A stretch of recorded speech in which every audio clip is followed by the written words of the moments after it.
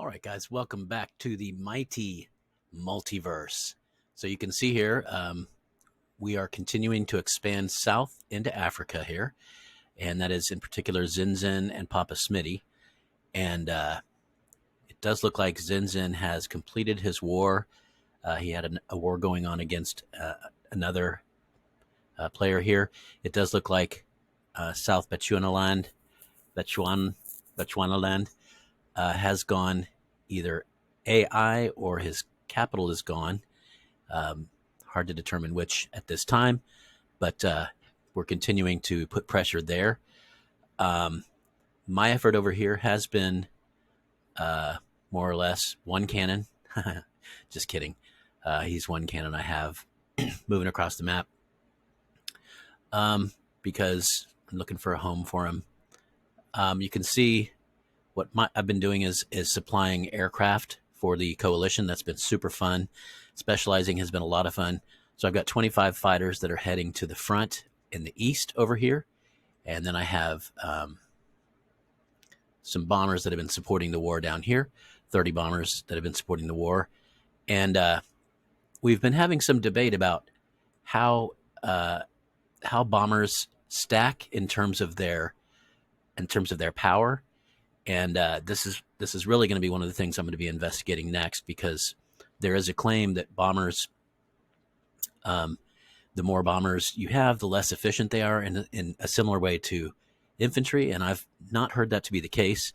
But if you take a look here at this particular stack of bombers, 101 enemies defeated, yay. You can see that the power generated here is 130. So, if you went 30 times 5, which is their attack power, you would get 150. So clearly something is going on here. Since the attack damage is only 130, you can see the strength, or the defensive or hit points, is 150, as it should be. So something is happening to tail this off. However, I used the stats that was shared in our Discord and as the official note release from Bytro, and I came out with it, according to those stats, a stack 30 big should have attacked with something like 80 power. So those stats are old. I think they're 4 years old, maybe. And so we're kind of in the dark here, because the old stats are wrong, and yet clearly these bombers are not they're 100% morale there, you can see, and they are not attacking at 5 per bomber. So something's going on. We're going to get to the bottom of it. Very interesting stuff. And of course, in this game, it's particularly important to me because I am Mr. Aircraft. So you can see I had the 30 bombers, 25 fighters over there. I do have another air power over here, Air Force, I should say, over here, which does include a bunch of stuff as well. And so Benaya's been, we've been pushing forward together over here. Benaya's been building me airfields, and you can see all told over here I do have 50 bombers and 18 fighters. That was my initial Air Force, my first Air Force going in. And has he built me an airfield down here? He has almost enough. Of course, once you have that halfway built, I can use that airfield to come on down with this other portion and start to lend a hand. Let me go ahead and split this out and take those 20 bombers down and attack this right here. And so I've just been doing that all along here, just continuing to attack in. And I also have some artillery here that also swam across. So I've got 17 up here, and I believe 13, 14, 15 down here. Well, I guess I can just tell you how many. Yeah, so 16 down here. So these 33 artillery swam. They just traveled like slow motion all the way down through Africa. Then they swam. Like, these are huge artillery pieces that are just, they put on boats, I guess, and floated them across, and then all the way down here. And I love it that they're all the way down here, and they have 100% morale. They're sitting on Allied territory, and they haven't been hurt or attacked. So they're doing great, as a matter of fact. And so I'm continuing up here just to develop the heck out of everything. Just developing just nonstop. And you can see I am just comfortably in the blue straight across here. Foodstuffs, just insane. Plus 2,000 per hour wheat, plus 1,400 per hour fish, plus 5,000 iron. And I've got it dialed over here because I need a lot of iron building planes. And, everything else is in the blue as well. And of course, I'm pushing for the oil because I use that for planes as well.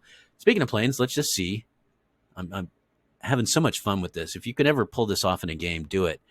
I was boxed in by my allies here, of course, but what that means is that while I couldn't expand, I certainly could do what I'm doing now, which is sort of tuck myself away, build up huge infrastructure, and then just go crazy building planes. So let's take a look here. I got 5 growing to the wood here, 5 planes. Okay, so 5 bombers, and then 1, 2, 3, 4, 5 fighters down to the double oil.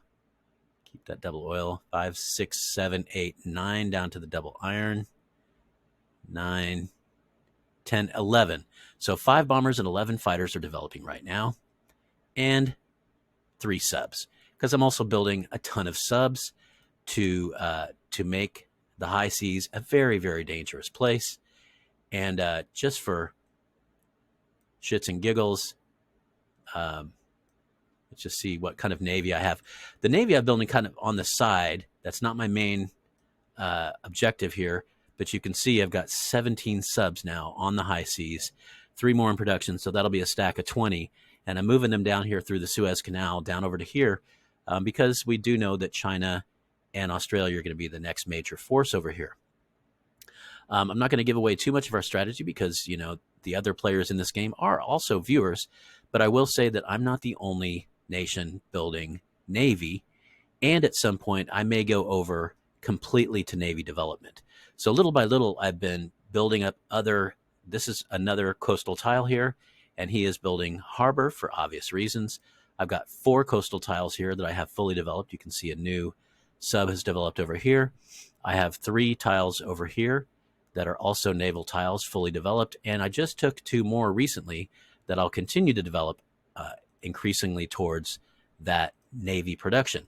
So that gives me enough to be churning out a decent amount per day.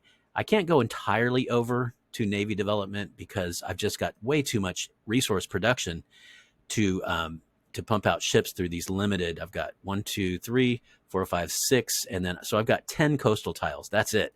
The world over. No, 11 down to here. The world over. That's all I've got. So I can only build in 11 provinces at one given time. Comparing that to my air capabilities up here, I probably have by this time maybe 25 or 30, because a lot of these. So I told you I was building up everything to max out. All of these here, now all these oils are now to level 4 factories. A lot of the coal are up to level 4. I'm building the coal up to level 4. And once I have all my energy up to level 4, I'm going to go ahead and do that with building resources. I want to get these just out of control. I'm still running out of steel and occasionally running out of wood. So I want to get those going really hot next. So that means, again, going around to my single tiles. So anything that you see that's single over here, especially energy right now, I do want to be building factories. This has been a lot of fun. Like I'm just over here assisting my allies on the fronts and building up my economy heavily, as powerfully as I can, which of course also uses a lot of oil and steel, building those factories all over the place. But, really, I'm hoping eventually just to have this be like basically like the Skynet city in, right, in, I almost said Back to the Future, in Terminator, or like the machine megalopolis of the Matrix. I just want to have a completely industrialized, just hardcore, everywhere you look, concrete and steel and coal, smoke everywhere, just completely industrialized, hardcore production center. So it has been so much fun. It's been a lot of fun. I think I've got 80 bombers on the map right now and maybe 40 or 50 fighters. And as you've seen, more on the way. I've been heavily concentrating on fighters lately. I just want to have a lot of air power because I do suspect that some of our opponents coming up soon will have a lot of air power. No, don't forget, Popcat's building planes, and Zinzin's building planes, and Benaya's building planes, and so is Papa Smitty. Like, everyone has their own air force. They just also happen to have this huge hammer of an Air Force that they can call in, and they have been. They've been calling in airstrikes to specific positions. I've been taking out railguns. It has been fun, ladies and gentlemen. I highly recommend, if you ever can be in this position, if you're in the unenviable position of being blocked in, see if you can turn that to your advantage and really start to concentrate on building up your economy huge, and then just pick one unit and churn them out. I also feel like it'd be fun if I was a coastal, if I had this same area, but I was coastal, it might be fun to go all Navy and just build a huge, devastating Navy. And I think, according to reports I've been getting, intel I've been getting, that's kind of what Euclid's been doing. I mean, look at all of his naval tiles. And so the word that we've gotten is that he has built quite the Navy down here. So, oh, pay no attention to that, whatever that was, Euclid. You didn't see that. All right, so that's about it, guys. There's not much to say. You can see that Popcat over here, who is really one of our dominant players, is attacking over here into I believe that's Iceland, and nope, that would be Greenland, and so that's going down. Not sure what's happening over here with North America, but I've been told by several of their members that their coalition is falling apart and that people are potentially leaving. That does make it very difficult. Whoop, when I say potential, my bad. He's gone. He's AI. So Florida here, who made a lot of noise in the papers and made a big show of staying, leaving, then staying, he's gone. And so, again, that makes it very difficult for us to have, we did have a non-aggression treaty with North America, but I can't speak to where that's going in the future. I just, when they're falling apart like that, I don't know what to say. We'll see what happens moving forward. Okay, that's about it. You can see Poland here continues to be a Goliath over here, and Popcat continues to move over. We did have, I've talked a little bit about Trondheim here. Trondheim has told me that he does not have right-of-way with Popcat, and if that's true, then Popcat, we do need to give him right-of-way so that he can move through and expand a little bit, although I understand you want to expand as well. Sometimes it's difficult to expand in tandem, but don't forget Trondheim is a silent brother, considered a full brother in all ways. So, okay, that's about it. Really loving what's going on over here. I am suspecting that, now that once we get tighter down into South Africa here, that I can leave that to Zinzin and Papa Smitty, and move the full might of my Air Force to the Eastern Front. And then, this Air Force over here, it's a big Air Force, 50 bombers worth. They've got a lot to do here. So, and again, keep in mind, over here we have two mighty nations. Over here we got Zinzin and Papa Smitty. Over here we have Benaya, who is also a mighty nation, but he's all alone. And he's having to send all of his stuff across the water to reinforce, whereas both of these guys have their capitals in Africa, although most of their production is back here in Europe, in all fairness. So they're having to send their troops across the water as well, but not quite as far, So Benaya, I think, does fight kind of an uphill battle down here, or at least a more challenging battle, being alone and being so far away. So I'm glad I have a large Air Force over here. That Air Force is going to stay in support in this region. And eventually it'd be really nice to have Benaya controlling as much of southern and central South America as possible. And we have this guy over here, West Ecuador, who really gave grief to Florida in particular, but also to ST Master. ST Master was somebody who was making a lot of noise early on in our coalition, throwing around accusations of gold mark spamming and so forth.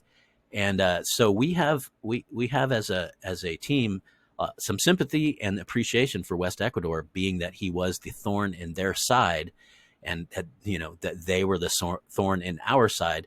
So the thorn of the thorn is a friend. That's not a saying. Anyway, we do have some sympathy and appreciation for West Ecuador over here. And we also have a couple silent friends around the globe who we've been talking to. And so politics and diplomacy are important in this game, just like anything else, any other war game. It's very important. So that's it, guys. I just wanted to drop another video here so that we could kind of see this map as it develops. If you've not seen my fast forward games, I'm going to do that with this as well. Fast forward is where I just take, the goal is to take each video in a playlist and just share like 10 or 15 seconds. So share a screenshot like this, talk about where we're at, and then go to the next video and share a screenshot and talk where we're at that point, and give each video, say 15, 20 seconds. And then some of these playlists are going to be 30, 40 videos long. So, but the idea is I can compress, hopefully, I can compress, you know, a 3-month game down into 10 to 15 minutes. So what I've been able to do so far is I went ahead and did, I compressed a 3-month game down to an hour. Okay, that's not good enough. I want to do better than that. So the next thing I did was I went ahead and did my only cavalry game. And I took, I believe, a 45-day game, and I compressed it down into about 10 minutes. And that's more like it. That's more like what I want to achieve here. So the idea being that you're going to have a video like one of my normal videos. It'll be 15 minutes long, 20 minutes long-ish. But instead of me talking about one snapshot of one game, it'll be me talking about a game from start to finish, the entire process from start to finish. And I'm going to start doing that for every one of my playlists. And I'm going to put it over in that fast forward playlist. And I hope it's going to be a new way to enjoy this game, where you can actually watch a game unfold right in front of your eyes without having to wait months for it to happen. So that's what I'm working on now. I'm feeling pretty excited about that. I think it'd be a lot of fun. And hopefully it'll be popular, because, again, we never get to see this game unfold in a manner that is, within minutes instead of within months. So that's coming up soon. All right. Thanks, guys, for checking in. I'll see y'all next time. Adios, amigos.